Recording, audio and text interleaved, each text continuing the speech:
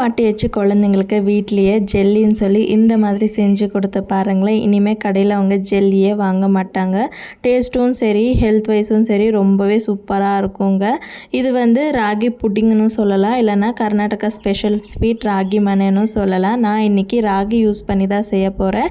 நீங்கள் உங்ககிட்ட ராகி இல்லைனா ராகி மாவு வச்சும் இதை செய்யலாம். அதோட ரெசிபி வேணும்னா கீழே கமெண்ட் பண்ணுங்கள், கண்டிப்பாக நெக்ஸ்ட் டைம் ஷேர் பண்ணுறேன். ஸோ 1 கப் வெல்லம், 1/4 கப் தண்ணி ஆட் பண்ணி ஸ்டவ் மேலே வச்சுருங்க. அது நல்லா மெல்ட் ஆகி வரட்டும். இப்போ ஒரு மிக்சர் ஜாரில் அரை மூடி தேங்காய், 4 ஏலக்காய் போட்டு கிரைண்ட் பண்ண பிறகு ஓவர் நைட் சோக் பண்ணி வச்சுருக்க ராகியும் போட்டு ஃபஸ்ட் பால் செகண்ட் பால்னு சொல்லி எடுத்து வச்சுக்கோங்க.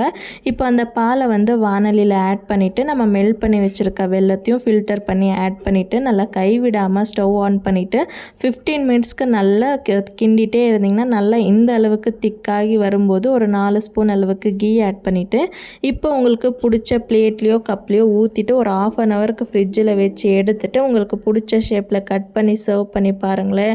அவ்வளோ சூப்பராக இருக்கும். கண்டிப்பாக ட்ரை பண்ணி பாருங்கள். பாய்.